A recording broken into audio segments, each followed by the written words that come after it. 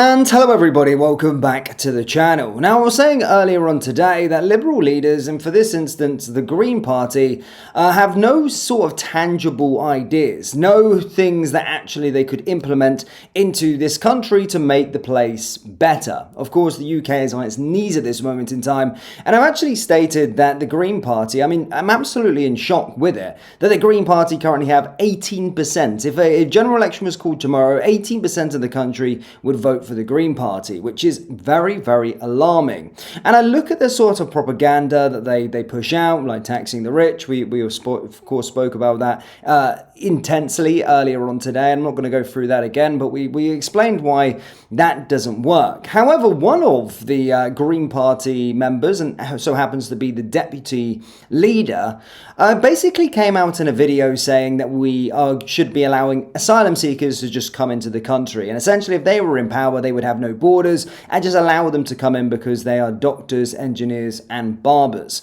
Now, I'm going to show you a very, very good clip as she's confronted with this ludicrous talk and speech she said in this video by locals, and they let her know their feelings. Of course, outside their little bubble on X, no one actually thinks that their ideas are good. But she's rightfully humiliated in front of tons of people because she's speaking absolute nonsense. In today's video, we are going to be watching and reacting to that. But first, please do hit the like button and subscribe to the channel for more. So before we get into the confrontation, which we're going to get to in a moment, I just want to give you a little reminder of what the deputy leader of the Green Party, Rachel Millward, said in regard to asylum seekers. Fundamentally, I do not think we should be housing asylum seekers in camps.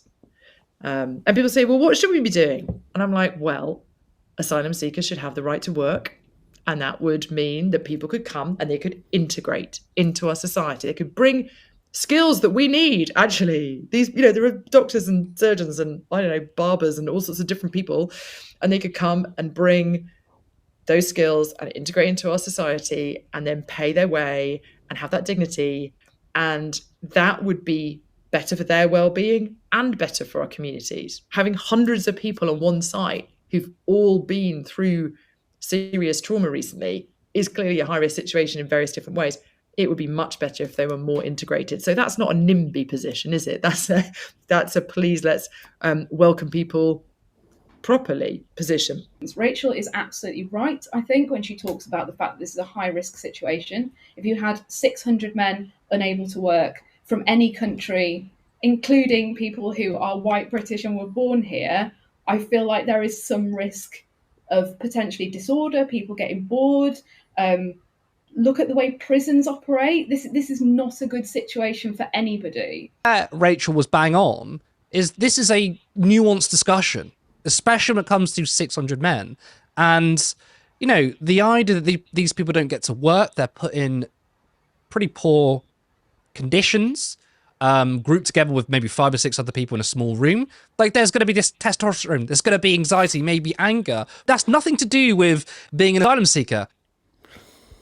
So yeah, absolute nonsense, right? You get it. But yeah, she was confronted here in a crowd of people, and look at her face. She looks genuinely scared, and she looks absolutely clueless and gets completely humiliated because this local absolutely is setting the record straight and is actually, of course, speaking sense where she's not. Have a watch. Okay. One final question, if we may. Thank you. So just to conclude that one, then, it just appears to every person in this room that you're just running down the clock and not giving us a chance. So my second question is actually directly to you, Rachel. It does actually go to you as well, James.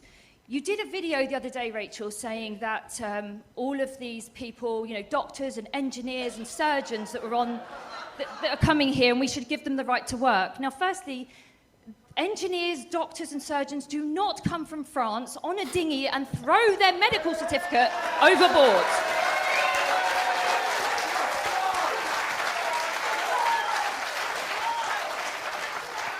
It's very clear to me that you really don't understand the small boat crisis. So therefore, I'm going to say, why don't you resign, both of you, and make way for someone who understands the crisis?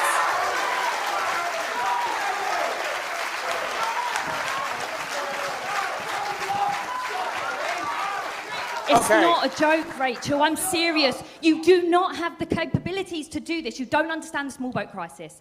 Step down, both of you, and let someone else take lead and actually get us what we need and represent this community, because you don't.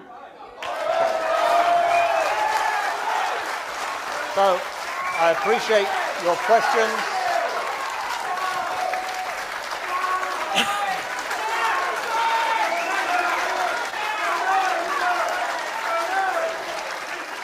And I appreciate the passion you've shown in this room. And this is the point we have to bring things to a conclusion. And to do so, at this point, I will say thank you to everyone who asked a question. If you didn't manage to get your question answered, you can submit further questions to the Town Council via their website. To wrap up, I'm going to invite the three people who spoke originally, if you would still like to do so, to speak. Well, you don't have to, but Natalie, the platform is yours.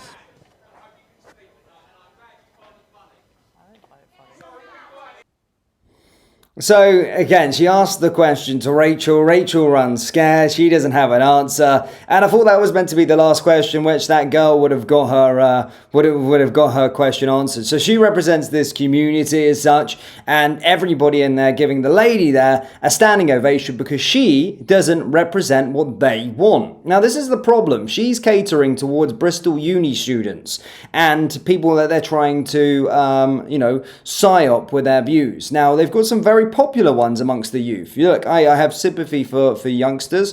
I'm also very young, and I'm sure there's some people a bit older than me that can't afford to buy a house. But then the Green Party's mantra and manifesto on taxing billionaires and millionaires, we already cut that off earlier on today that it's just not going to work. So they need to actually stop lying and stop trying to psyop the youth here, because it's not going to happen. And when a country gets taken over by someone like the Green Party, which would never happen, but I'm still concerned because 18% of that country actually freaking like them, which is ludicrous. And I can understand because, they've got, they're playing on the heartstrings of the youth, so to speak, about them being the same thing that sort of Zoran Mamdani did, catering towards migrants, catering towards, Bristol uni students and, the gay and lesbian sort of crowd, LGBTQ, and girls that have sort of daddy issues with the septum piercing. Sorry if you have a septum piercing, but I was playing around. But yeah, this is what they're doing, and we're now seeing this sort of edgy culture, like the Rizzle kicks, sort of giving this Zach Palensky a stage. It's almost sort of a carbon copy of what happened in New York with Zoran Mamdani. But you got to see that it's ludicrous. It's absolutely ludicrous. Let's have a watch of this quickly. This guy was making hope normal again, all right? So I had to bring him out. He's my boy now. So please, everybody make some noise for Zach Palensky! Yeah! When I say Rizzle, you say kick! Rizzle! Rizzle! When I say taxer, you say rich! Taxer! Taxer! Make some noise!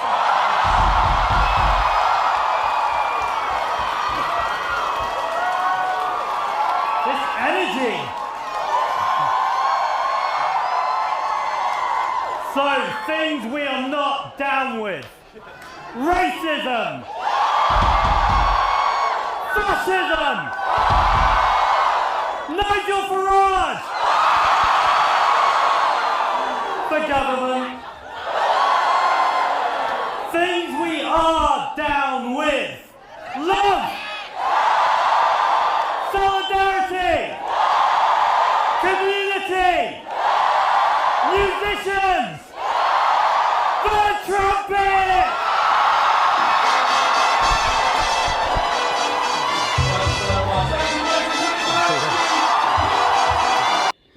Wow, my toes are curling like quavers watching and listening to that. But again, as you see, this guy is pushing something.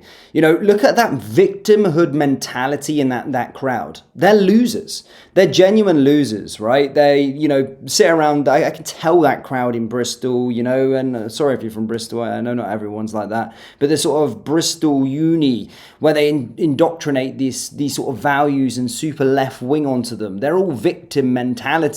They're losers that don't want to compete. They think that the rich have stole money off of them. The rich haven't. Facebook hasn't stole money off these individuals that smoke weed every single day and go to concerts. You know, I could pretty much assure you that. So again, that's not going to happen anyway. Zach's whole promise is on a lie, and they're going to be very, very shocked one day if this ever happened, God forbid, that he would be coming into power. Yeah.